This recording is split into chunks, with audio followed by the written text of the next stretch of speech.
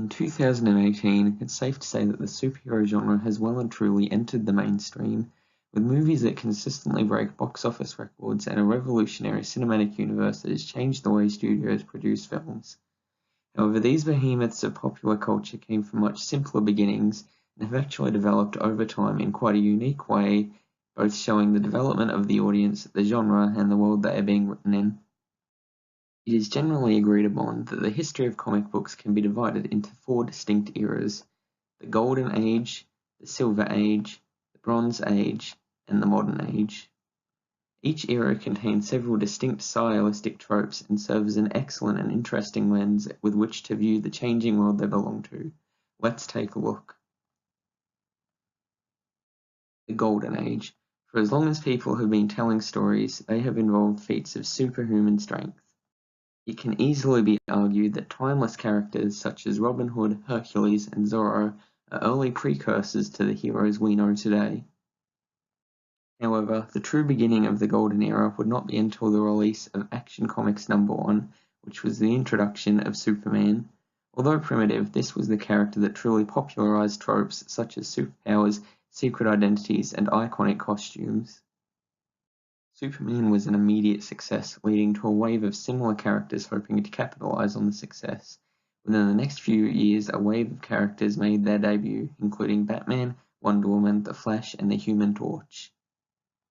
The biggest influence on superheroes of this generation was undoubtedly World War II. Much like many fictional characters of the time, superheroes were being used to rally the public support for the campaign, particularly in the sale of war bonds.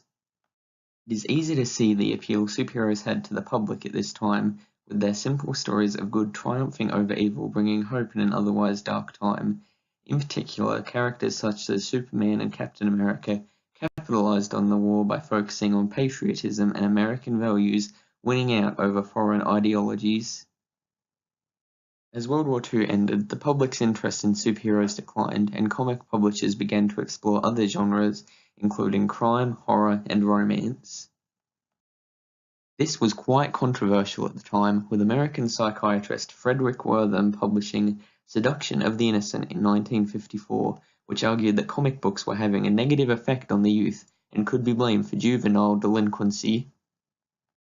In response, comic book publishers formed the Comics Code Authority, which enforced a strict set of rules prohibiting adult themes such as sex, violence, and drug use in comic books. This censorship of themes would lead directly into the Silver Age. Having declined in popularity since the end of the war, the 1950s and 60s saw a resurgence in the superhero genre due to their focus on science fiction storytelling.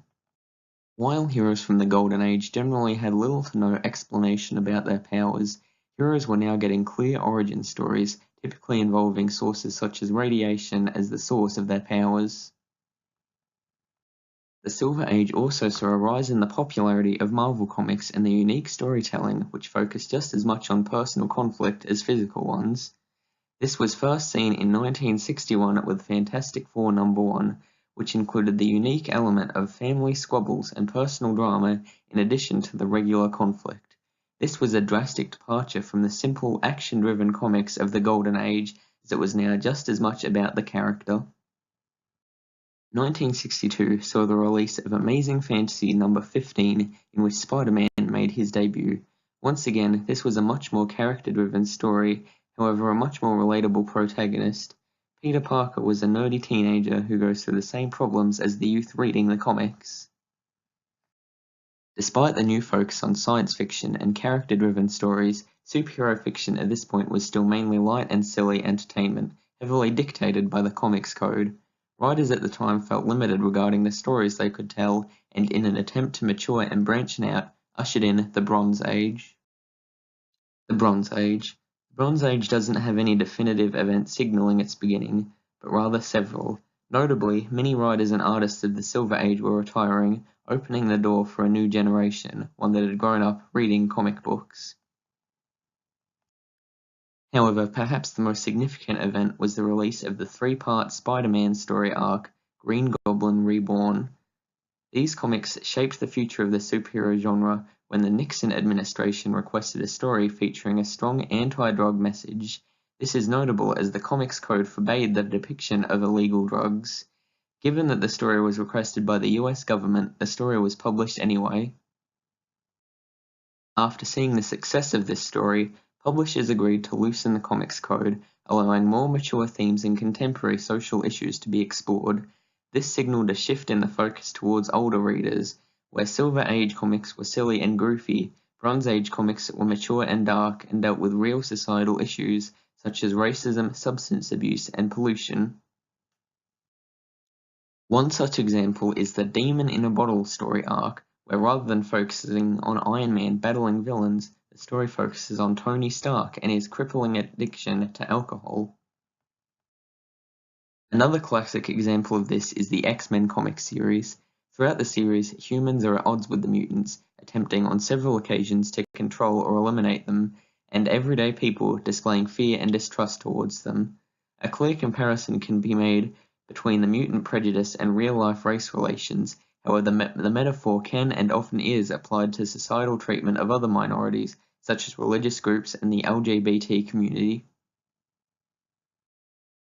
Another notable difference in the stories of this era is the shift from small, self-contained stories to large story arcs that built upon each other.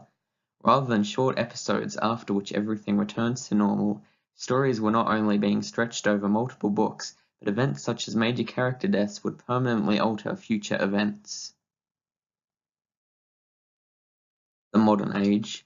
Much like the Bronze Age, there isn't really any agreed-upon event to signal the start of the Modern Age, and many characteristics and trends found in the Bronze Age actually overlap into the Modern Age. One such trend is the focus on darker storylines and more mature themes. Many stories feature morally ambiguous heroes who commit violent actions, supposedly for the greater good. Full of extreme violence and incredibly mature themes, at this point the superhero genre seems to be completely straying away from the child audience. A trend seen since the Silver Age continued, with stories now delving into the psyche of its heroes and villains. Batman is now a dark, brooding man tormented by the death of his parents, and the Joker is now a complete psychopath driven by his desire to torment and tear apart Batman's mind. However, the most significant trend of this era is without a doubt the spread of superheroes into other media. Superheroes had long been expanding into film and TV screens, with adaptation of Batman and Superman in particular seeing huge success. It was in the modern era, however, that these adaptations had arguably overtaken their source material in terms of popularity. This era saw the continuing popularity of superheroes as television cartoons and ushered in a new wave of big-budget blockbusters. This trend was truly kickstarted in the early 2000s with the start of the X-Men film franchise and the Spider-Man franchise.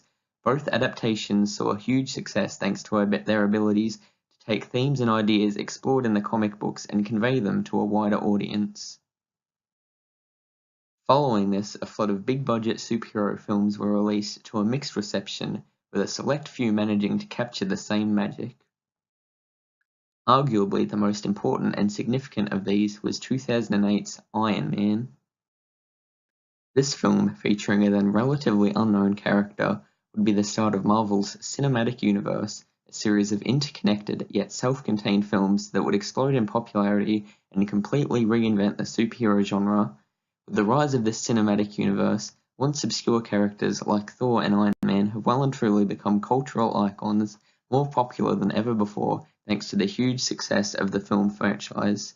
This success has had a huge influence on the way Hollywood creates a sequel, with almost every major studio jumping onto the bandwagon to create their own cinematic universes.